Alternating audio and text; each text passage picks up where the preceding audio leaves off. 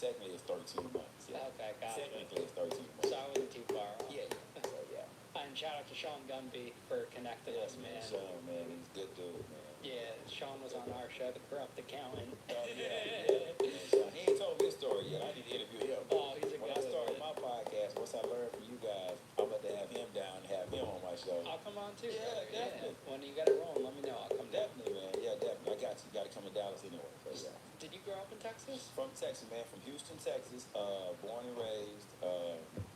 Typical kid, growing up both parents, mother and father. You know, knucklehead, getting in trouble, kissing a girl on the cheek in kindergarten, and she hitting me, and just doing kid stuff. Athlete, smart kid, too smart for my own good at times. Just growing up as a teen, started making some, bad decisions. Led me all the way to federal prison. Did you have siblings? Youngest of four. Oldest brother and sister, twins. Middle sister. I'm the baby, so. Was it hard being the baby? The youngest? Yeah, because you're spoiled. Mom would, hey, go tell your sister to come in the house. Go get your sister, I don't know. But hey, Mom, she's down there kissing that boy. She wouldn't come. And so that was hard because, my sister, they're not happy. They go, why you tell? Why you, so they kind of beat me up a little bit. But yeah, it made me tough. Made me who I am today. What did your parents do for work? My father was a construction worker, man, contractor. Man, my father passed in 2018, and just recently, at the end of last year, I got to visit my childhood church. Like, we will talk about it later, but I just came home from federal prison, so the church that I grew up in, I got to come back. So just imagine being 9 or 10 at church and come back at 50. So when I came back at church, and they were talking about my dad being a contractor, the pastor, his dad was a pastor at the time, so now the son is the pastor. He was saying how my dad paid him $300 a week in the 70s. And $300 a week in the 70s was more than what grown men made. He was in high school making that kind of money, buying his own school clothes. And he's like, man, your dad just taught me how to drive a truck and taught me how to do different stuff. But he was paying him $50 a day. And it was like it came back to me, and like my mindset comes from my father. Being a business owner comes from my father. Running a business comes from my father and my family, but I was just running the wrong kind of business. So that was one of the things that, man, I just learned this just 6 months ago. What did your mom do? My mom was secretary. She worked for she was secretary at the HCC, Houston Community College. Yeah, so mom's secretary, administrative assistant, whatever you call it, HCC. As a kid, you don't know. Your parents come home, they feed you. You ask for stuff, they buy it, they don't buy it. You don't even really care where they work. As a kid. But yeah, man. So. Did you guys struggle for money, or were you guys okay financially? As a kid, you don't even realize it's a struggle. I mean, you don't really realize how well you're doing or how bad you're doing because you're a kid. Your family provides. But as you got older, as I started having kids, my mother would tell me, she would say, I don't really understand these new age moms or these new moms of today. As a parent, she said because she had twins, her first kids were twins, so she said that she would go without for her kids. And she said that people today are not doing without. And I didn't really understand what that means, but now that I got older, so, especially having twins at the first time, it's probably some stuff, I guess she was making reference to how girls get their nails done, they get their hair done now. Back then, that was out. That was unheard of in the 70s, late 60s. So my mom, she said she just go without for her kids. Typical upbringing. I mean, like I said, as a kid, you don't really know if you poor or not. You just live. You just, hey, you fed every day. You got a roof over your head. You got some lights. Hey, so, you just living. You don't know what parents going through, you know what I mean? How was your relationship with your parents? Who were you closer to? I was close to my mom. My dad was more of a disciplinarian. My dad was more of a, it was kind of like this. If I said, Mom, I want to go to the store. I want to go to the skate rink. Can I have some money? Ask your dad. I'm like, dang, man, he going to say no. I know him. He going to say no. But he instilled some good values, and he instilled some values in the work. And to do, okay, come work with me. Go cut some grass. Go cut some yards. That's always been in me. But like later on in my life, things started taking a turn for the worse. I started money, financial gain in other areas. So, but yeah, yeah, close to my mom. But, mom. One thing about mom is never gonna, dad might, he all right, that's my son, but mom, she's gonna always love you, man. I'll always be there for you. How would people describe you as a kid? Me, spoiled. My sister say I was spoiled. They say I was spoiled. My dad was one of those kind of people. Somebody hit you, hit him back. But he didn't really explain. He didn't really explain that too well. So one time a teacher might have popped me or something, and I might hit the teacher back. And I remember my mother like, you need to stop telling him that. You need to, cause I have to go to school with him when he gets in trouble. You're not going to. You're at work. I got to go to school with him. So most people try to be a spoil. Like, I'm gonna tell my daddy. I was one of those kind of people. I'm gonna tell my daddy. And my brother's he's like, he used to look out for me too. I was one of those kids that would talk a lot of trash, but knowing I have my older brother to back me up. So, yeah, I would say spoil. Compra Hot Buys para tu sala, comedor y recámara desde $199 al mes en la venta del Labor Day de Ashley ahora mismo. No pagas. What did you want to be when you grew up?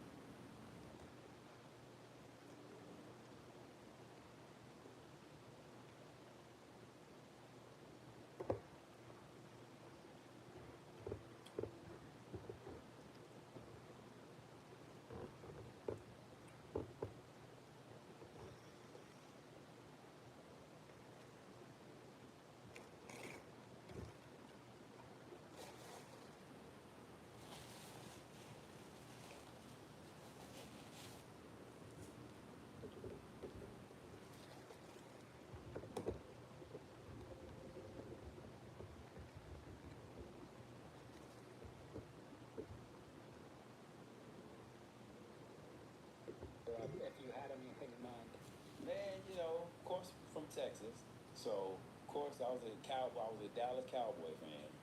Tony Dorsett, Houston Oilers, Earl Campbell. You know, you played sports growing up.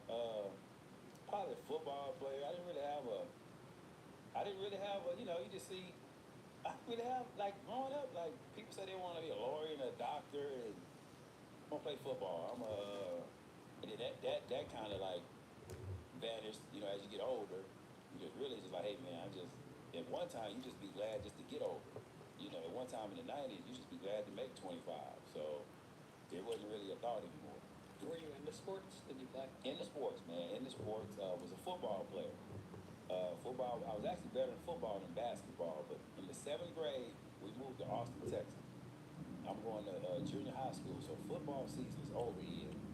And a friend of mine, a good friend of mine, Ray Jackson, he played with Michigan, played with the Fab Five. They're in the gym before school. They're playing basketball, and all the girls are watching. And I'm like, dang. But I don't play basketball. I don't know how to play basketball. I'm in the 7th grade. So I'm like, man, I gotta get out of this court. You know, the girls are watching the guys play basketball before school. So I started playing basketball. Of course, I'm trash. Of course, they blocking my shot. So I started like just working harder, jumping harder, so they wouldn't block my shot. And eventually, I had like a 40-inch vertical as I got older, so I could jump. Now my shot, my ball handling wasn't that good, but I would just jump over people. So this more athletic than anything else. So basketball was my sport, but I was better than football. Tell us the first time you got into some trouble. Maybe if it was in high school or before that, or maybe not at all. Oh man, when I get in trouble. Growing up in Houston, Texas, I was always going back and forth to the country, always to the smaller towns where my grandmother lived. So what I would do is I would go out there for the summer. And of course, being a city kid in the country, that was kind of like the hip thing. I was kind of like, you know. So I'm just looking at how things are going, because there's some marijuana around, of course there's some drinking wine, you know, Boone's Farm, MD 2020, Night Train, Thunderbird. Anyway, you just seeing stuff, and you just realizing how much stuff costs, how much more expensive it is in the country versus in the city. And being I guess an entrepreneur, having an entrepreneurial spirit, or being an industrious person, I'm just looking at it like, man, I can pay $100 for this, and I can sell it for $300. So it's just like you're involved, you're doing stuff. So the first time, I want to say, first I got in trouble, I was probably 17 years old. 17 years old, a guy who I thought was a friend of mine was always asking me about some drugs, and I would just throw them off. And you hear stuff about people, being a rat, you hear stuff about people being the police, but you don't want to believe it. So what I did I finally gave in. I got something $300, I don't know what it was. Long story short, they charged me with delivery of a controlled substance. 17 years old, it's like 91. Delivery of a controlled substance to this guy. So I get arrested, I get a bond. So I'm out on bond. And back then in the state of Texas, we have nearly 300 beaches in Puerto Rico. And each one is a reason to work early. a year was a month. So you get 7 years, you do 6 months, and you come home. So look how crazy I am, man. I'm like, listen, I'm not gonna stop doing what I'm doing. Let me go ahead and take the 6 months, whatever. Let me get the 7 years. Let me do 6 months and come on out. But my lawyer, man, a lawyer by the name of Kent Birdsong, he was in Amarillo, Texas. He said, hey, they don't want to give you probation. I mean, they don't want to give you 7 years. They want to give you probation. I said, that don't make sense. He said, yeah, they want to give you probation because the sentence carries 5 to 99 years. So they want you to hang yourself. Give you the probation, you're exposed to 5 to 99. If you violate the probation, they can give you 70 years. They can give you anywhere between. So they don't want to give you 7 years. They want you to hang yourself. So I was like, man. So I took the probation. During the time I took the probation, young lady I was dating, she was like, listen, you gotta, I had just lost my brother. My brother had just passed in Houston. She was like, listen, you need to do something different. So she enrolled me in college. I did my financial aid or whatever. She did my financial aid, and I went to college. This is during the time David Koresh was doing his thing down in Waco. So I'm in college. So I did that, man. I lived down in probation. Of course, I wasn't doing right, of course, but you're in college now. You're back and forth. And so that was like one of my first times. Yeah. Were you selling drugs in college? No, I wasn't selling drugs in college, but you're coming back on the weekends. You're around the people that are. You're in that environment where it's like you're not doing it, but you're around it. So you might as well be doing it since you're around it. What attracted you to drugs the first time? Was it the money aspect? Hey, hold on one second. Can we pause? Yeah. It's warm. It's not getting warm to you? Just the heater. It'll turn. It's on auto. Okay, cut off? Yeah, it'll cut Okay. off. I don't want to start sweating. No, it'll cut off in a few. Okay, Yeah, good. it stays at a certain temperature. I got you. Yeah. So go ask your question again. You say, what about the what? So what attracted selling drugs to you the first time, or when you got popped at 17? Man, it's just a lifestyle, Ian. As I got older, I started looking back. It's just really, they sold us a dream. They lied to us. They tricked us into thinking the streets is a thing. You see people with nice cars, jewelry, the women, the lifestyle. But they don't tell you what comes with that lifestyle. You don't see the other side of that lifestyle. Yeah, it was just kind of easy too, Ian. Like, I grew up with this is your brain on drugs, just say no. And they paint the picture as you're a drug dealer, you're just on the corner. Hey, buy this. Hey, you want this? It's the quite opposite. I'm in the park, I'm playing basketball, and I'm just hanging out, and hey man, this guy's trying to buy this. Hey, can you give me this? And they're looking for you, and that's the side that people don't speak to, and they also don't speak to. Drug addiction is real, but that lifestyle, people are addicted to money. You're addicted to living a certain kind of way, and they don't really treat that side. They don't think that hey, that stuff is addictive too. Like being a compulsive spender, being a compulsive gambler. That's another side they don't address. So that's what kind of attracted, just the lifestyle, just the look, and the fact that it was just so easy to do. How did your parents react to getting arrested that first time? Oh man, I don't think my mom knew. By this time, I'm not living at home. When I'm 17, 18 years old, I'm not at home, so they don't really know. They know, but like parents, like when kids get in trouble, like most parents back then, they didn't. Okay, you're in trouble, and then especially if it's not costing them anything, because they'll pay for a lawyer or a bond, and kind of like they know you're in trouble, but you're out, you're on a bond. So in their mind, it can't be too bad, And that was the thing. Like when I got in trouble federally, I'm pretty sure that hurt my mom. My mom really didn't know to the extent of what her son was doing or how her son was living. But when you're grown, moms out there, parents out there, hey, when kids are grown, tell them. That's one thing I love about my parents. I love about my family, friends. They told me, hey, you're wrong. Hey, you need to stop. Hey, you need to do something different. And so when I got in prison, when I got on the other side of that fence, I could really appreciate it versus patting me on my back. Hey, man, you doing good. Hey, let me get some money. Hey, and then not writing me in prison, not communicating. Now I'm in prison for so-called helping y'all, or I did this for y'all, and y'all never told me. So I appreciated them telling me I was wrong. Are you guys looking for a nicotine experience that actually keeps things hit that makes me? I was one of those kids in school here, like, why do I need to know how to diagram a sentence? I'm like, what job am I going to have till I got to diagram this sentence? What job will I have? Why I need to know how to use this map or whatever the case may be. That was just how my mind. And I'm pretty sure it was a job that you could use that math in, but for me, my mind didn't work like that. Like I can sit here and talk to you and be thinking of 5 different things because that's just how my mind works. And I never had a desire to work for people. It's kind of like I had my first job when I got out of prison, working for Coca-Cola and driving different windshields.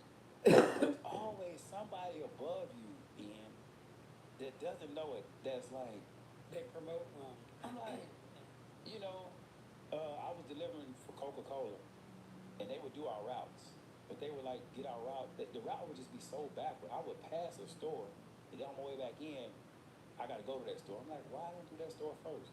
So, like working for people, Ian, there's always someone that's over you that they really don't know. So like I'm learning this now as my life, as I'm looking back over my life. it's kind of like the way my mind works. It just works different. And then everybody's mind doesn't work like that. Like I just can't explain it, but just as far as like working and just being out and like sitting in a classroom, I couldn't do it. I was just, taking them classes. I didn't. I was undecided. I was just taking my basics, and it was really just to not be in trouble. I was really going to college undecided. Hey, what I want to do with my life. Hey, come to school. And school just didn't work for me. So what ends up happening? So I'm out of school. I'm back in the streets. Of course, I think I'm slick. You think you slick, and that's the condition of the heart. If you don't have a changed mind and a changed heart, you're gonna keep doing the same thing. When the sun is blazing and the summer gets hot, modern country's a very cool spot. There's no better place to feel and be on. Modern country. Working at regular job ever after college? Like, do you even apply anywhere? No, I started a detail shop, and I called it Clean Getaway. This was to launder the money, I'm guessing. So I had a detail shop. No, I worked for the city of Millville because I knew the controller at the time, and that there was a hiring freeze. I just wanted to see if I could get a job. Because everybody thinks I'm going to get a job and making $400 a week is not. You're not doing it for $400. So I worked at the city for a couple years, and I was like, I'm not doing this shit. I didn't even cash a check for a year. Like they had to tell me to cash my checks. Because you're just holding. I was just holding it because it was just $484. Something like that. So it didn't do anything. That's kind of like a lot for back then, though. No, at that age. Yeah, but now when you're still Nice. listen, I can sell a pound a week, make that. Yeah. I'm selling 100 pounds a week. I'm meeting a cop from Philly who's selling me the weed. A dirty cop. A dirty cop. He would drive over the bridge sometimes and meet in his Philadelphia cop car to buy weed. Wow. Yeah. So it's just. So where are you keeping all this cash? Because you're bringing in thousands at this point. So I used my dad's house as a stash spot until he found it. You found the stash. He found my drugs and my money one time. Yeah. What does he say to you? Well, because I didn't have, back then there was not near as much in it. So I would like take his couch cushions and I put like 10,000 wrap it and stick it into his couch cushions like in the room he didn't sit. And I would take the vent covers off like in the basement of like the return ducts and stick coke in there. So I could always just stop by, grab 4 ounce, whatever. But that, like that's where I hid all my shit. One day, my dad's such a psycho. He saw my footprints in the carpet downstairs. Like, what's going on here? Opens up. Well, that's just my father being who he is. He went through his whole house, found that. He got rid of the code, kept the cash. His wife took some cash. It was probably $40,000, $50,000. But I got some of it, a lot of it back. But she still spent some. So that's what I was doing. I didn't have. That was the biggest problem. Is what do you do with your money? Because you're always scared someone's gonna steal. I always had an apartment, but every time I go away, it get broken into. So if I had somebody sitting there, it didn't matter. So that's one of the hardest things about making that money is where do you put it? Like you don't have any. You don't trust anybody. My kid's mom. She hates my life anyhow. So if she can take it, she's gonna steal it just to hurt me. Can't put it in a bank. Can't put it in a bank. The company's making, how many cars can I possibly do? I mean, we're busy. I got a bunch of work for it, but you can only do so much at a shop. And you never had partners. You were this, you Google your name and it seems like you're working with like the cartel and all this crazy shit. Yeah, I was always connected with some of those guys, but I never. You had to be because you're buying dealings, this and that. So you had no partners. Man. The dude that told me, Rossetti, the kid, you saw the video. He was my closest thing. I was getting out of drugs. My 32nd birthday, I was getting out of drugs. I don't like drugs to this day. I think it's disgusting.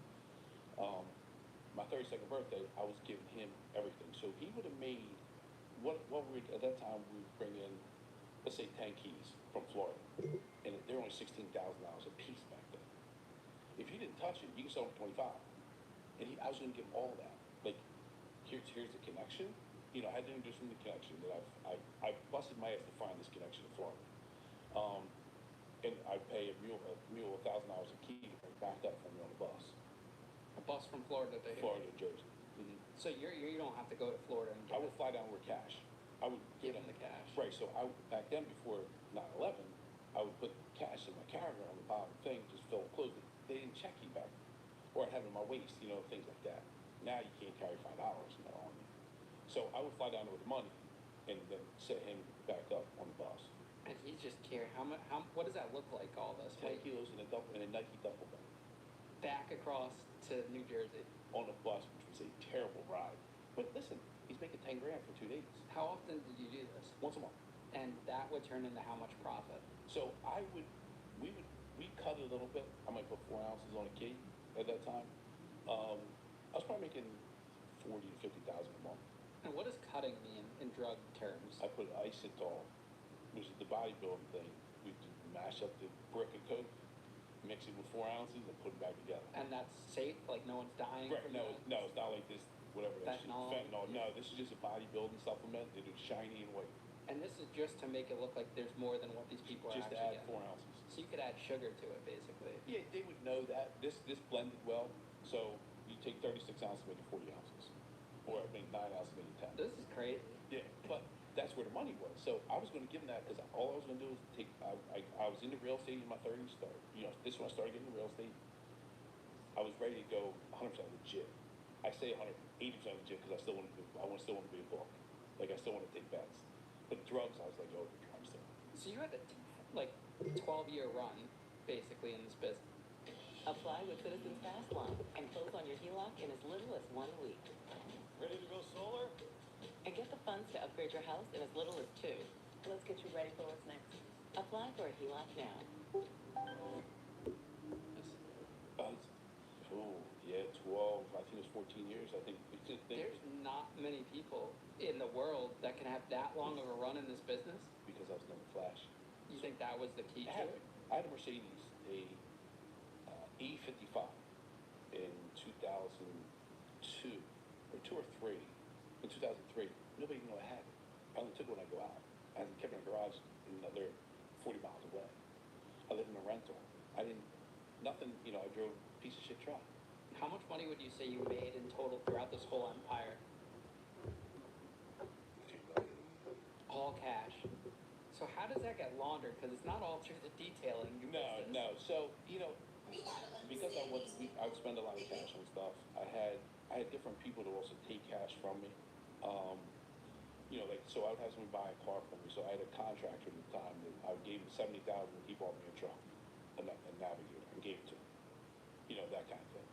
So it was more of how do I make everybody happy here? So it cost me a lot of money to get it clean, but I was okay with it because I say, listen, here's 50 grand, give me a $20,000 car, keep the rest.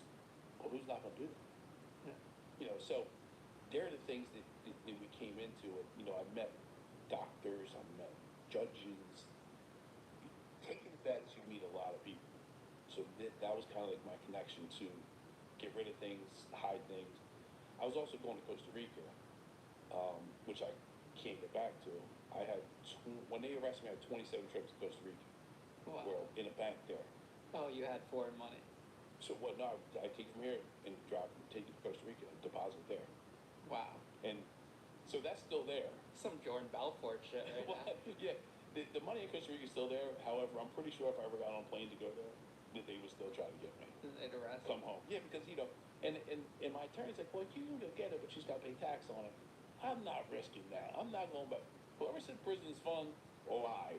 It's just no fun. Did you have a number in your head that you wanted to achieve before getting out of the game? Or you were just, go, go, go, go? I didn't. I had one of my good friends, her name was Illicit. She's still my good friend.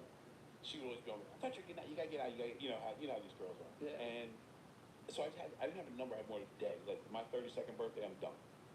Keith's going to take it. And what happens right before that, we get knocked out. I'm just mind blown by your mindset. Like, it's a total opposite of what you would think for a drug dealer. And where do you think it came from? Your mom, your dad, a mixture of both? Your grandfather? My father was not my father.